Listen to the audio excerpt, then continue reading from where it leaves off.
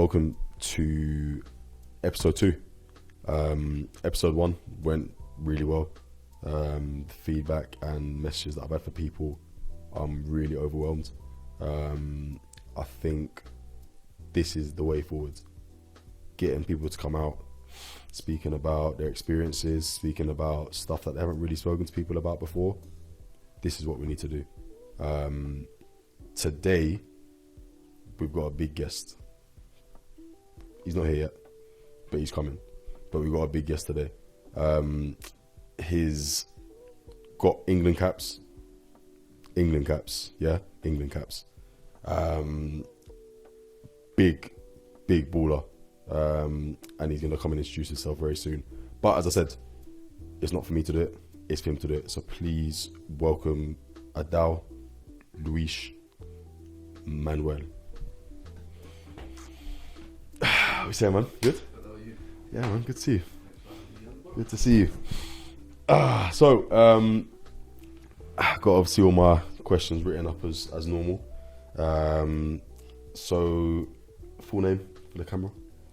So Adao Luis Manuel here. Oh, tagged out. It'll look nice. So, clubs you've played for over the years? So I've been through the academy system. So I spent 12 years at Man City. I spent 2 years at Crewe as a scholar. I've been out to Sweden, spent a season there. Mm-hmm. And then I went to America and did 4 years there. Cool. I mentioned England caps. That's obviously a big thing. As you can see, chill guy. Like, he's not bigging himself up. Hasn't even really mentioned it. He's got England caps, yeah? So this is a big thing. Just going to the England caps that you got, how was it obviously to get your first call up for England? It was amazing. It was an amazing experience because the season before I got that call up. They had like the 99 team, so I was seeing all my teammates getting the call up, and I'm not gonna lie, I was jealous. I was like, oh, I'm not being picked and all this. Yeah. So then I'm like, I've got to work hard, obviously. And then obviously I'm a 2000. Yeah. So that's the age group above me. So obviously I wasn't obviously going to get picked, but I was still like mad that I didn't get picked. Yeah. So I've gone away. I'm like, I need to work hard because this is where I want to be, and I want to get that call up. So I went away, worked hard, and I got that call up. And when I got that letter come through, I was amazing. The feeling was mad. Yeah. And then when my parents also, I think my parents found out before me because I think they got an email. But when they found out, they were amazed too, and obviously they were proud of me. Listen, I bet. So if we strip it right back to, let's say, when you first started playing football. So obviously you started playing Sunday League at all, or did you skip parts? So I started playing when I was around, I think 3-4. Yeah. Playing grassroots football. I played for my local team called Delamere Rangers. Okay. Where was that? Where area? That was in Manchester. Okay. Gorton. Yeah. So I spent, I don't know how many years I spent there, but I went through that system for a bit, and then we had a tournament. At the time, I was playing as like a midfielder, a striker, so I was banging goals, free kicks from everywhere. I was also like a skillful player, but we had a big tournament. But at that tournament, I was getting like scouts approach me. And at the time, I lived with my uncle, so they were approaching my uncle. We had teams like Everton, we had United, we had City, we had Liverpool, we had a lot of big teams. So from that tournament, it's like I had to sit down and speak to my uncle and like decide where we wanted to go. But at that time, you could go anywhere. So you could spend like a week at City, you could spend a week at United. But I also had friends from my grassroots team. They also got call-ups. Okay. And then I think there was 3 of us. We decided to go to Man City. So we all went there from a young age, and the rest was history. That's history. What was it like having not just you, but having your brethren as well come in and be like, yeah, like us 3, we're actually in there together now, and actually playing with your brethren rather than just going into a random team that you don't know about? Yeah, I think that's something that I found out. Having faces, people that you know. So it's not awkward. It makes it less awkward. Because obviously you're familiar with them people and you've got that bond there. So having to make friends and all that other stuff, it's hard. You still have to do that, but it wasn't as hard. It wasn't as difficult because you had people there to bounce off. Nice. With your obviously friends you went with, you still friends with them? You still tight or not as much? Yeah. Are they still playing same level or are they? Well, one of them stopped playing. I think he plays like not Sunday League. He plays on Saturdays. Where he just had a kid, but he got released from the academy at a young age. Yeah. And then the other one's playing for Watford first team actually. Oh, is it? Yeah. Okay. So he's doing well. And then I think his brother's out in Italy playing for Lazio. Nice. But from that age group, everyone was close together. So because we grew up from such a young age. Yeah. And then we stayed together since the age of 16 playing together, and then we're going out together like 18 and stuff like that. Mm-hmm. So everyone's still close together. We all speak from time to time, but there's obviously other people that you're closer to, if that makes sense. But no, yeah, we still bounce off each other. We still speak to each other. So what was the transition like playing professional football in the sense of diet? Did diet change? Did lifestyle change? Did kind of your day-to-day routines change, or did you kind of just stick with the same stuff but just realise you're playing a different level of football now? Going through the academy, you have what do you call them, nutritionists, sports scientists. Yeah, that's the one. So your diet changes from a young age. So they're telling you but they're not telling you what to eat. They recommend foods to eat, like snacks. And when you're at the academy, the food that you're getting, it's a lot of pasta, a lot of chicken, a lot of protein. Yeah, I wouldn't say my diet changed so much because I was still eating junk food here and there. But not as much as I would if I wasn't playing, if that makes sense. Yeah, I got you. With let me ask you this. So, criticism-wise, obviously when you're playing Sunday League, Saturday League, the level of criticism, I feel like it's probably similar to how it is when you play pro. But obviously when it's pro, it's a lot more pressure because that's your job at the end of the day. Playing Saturday, Sundays, obviously it's different. So how did you kind of handle criticism when you're playing pro?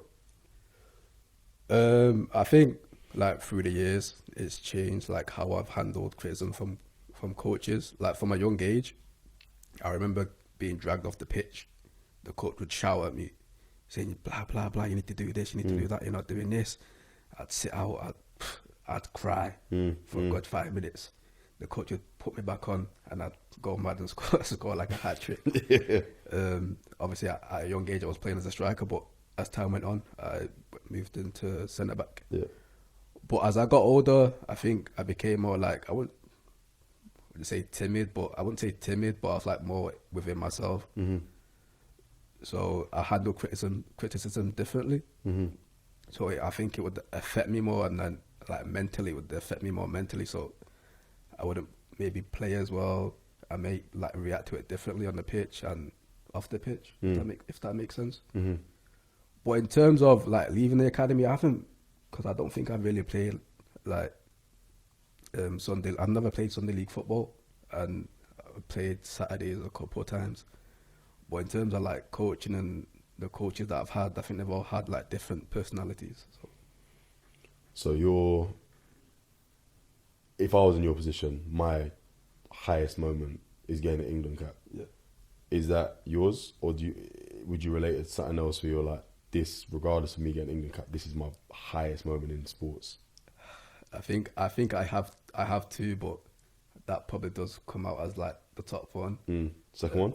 The second one is we went on a tournament. I think it was Mallorca. Yeah. I want to say under 15s, under 16s. So we played teams like Girona. They were tough. Yeah. They were big guys because they're like a feeder club.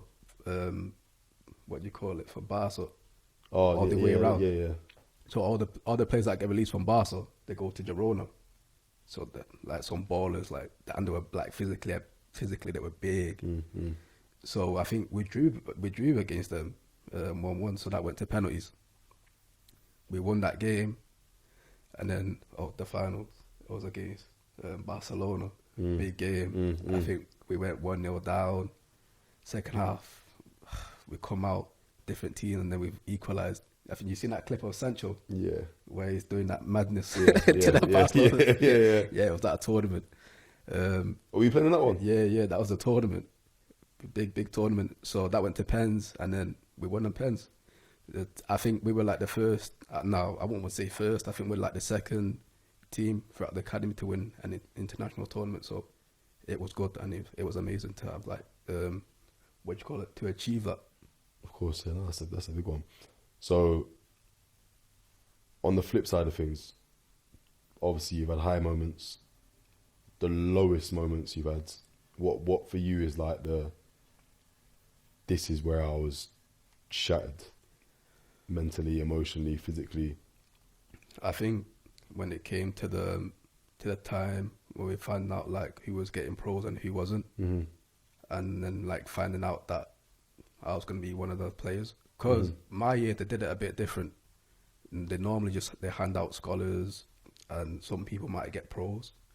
But with my team, everyone got a pro. So they didn't give out no scholars. They gave out 7 pros. So in that sense, it was different. But finding out that I wasn't getting that pro was obviously hit hard. Yeah. But I don't think it hit as hard as people like would think, and how like my parents would thought I'd react. Because I already knew that I wasn't going to get that, just how like throughout the season or how they played that season. Yeah. I was always on the bench, so when it came to that moment, I already knew. So like it hurt, but it didn't hurt as much as I think it should have. Yeah.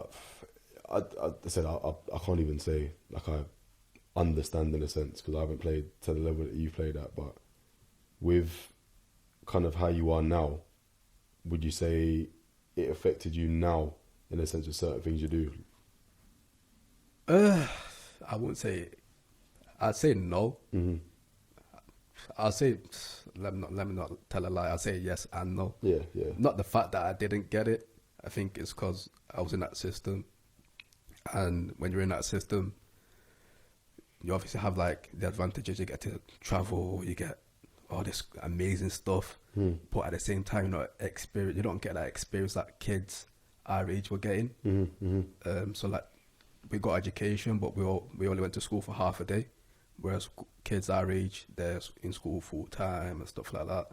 And then it's like when it comes to after football, play football is like a short career, and not everyone's going to get a pro contract. So it's like, what do you do after that? You're sort of like at disadvantage, and I think it's something that I've been finding out within like the recent years, and I've been going through like that struggle. And I'm looking at some of my friends now that I played with, and where they're at, and I think they're finding that out too. I think they're struggling with the situation of not being in that system and not playing football full time. So in that way, yes, it has affected me. But for me now, I've got a good job. I've managed to get a good job after going through a struggle of 6 months. So yeah, I've come through that now, and I'm on the bright side of that. Do you feel like professional clubs or academy setups or whatever, do you feel like they offer a good enough kind of like a post-leaving support, in the sense where you could have been referred to someone, you could have spoke to someone about all this, or you feel like you've kind of had to deal with the brunt of this on your own just because of the fact that there's been no one to speak to, in a sense? I think lucky for me, I had the agent at the time, so I did have that help. The club did recommend some teams, but not a lot. But there's definitely, I think, more that football clubs can do to help players. And as you can see, or if you've read like news articles, there's kids that are getting released, and obviously they're committing suicide because they can't cope with with that disappointment and going through that struggle of being released, because that's all they know. That the system's all they know, and you've got kids thinking, "Oh, I'm going to make it pro," and that's instilled in their head and stuff like that. So when they get released, obviously, it's, depressed mentally and all this stuff. So there's definitely a lot more that clubs can do, in my opinion, to help those players that are obviously getting released and not getting the pro contracts. Yeah. If I look at it in, I think even like lower league teams, in the sense of Sunday league teams, Saturday non-league teams, they probably don't have the budget to do it.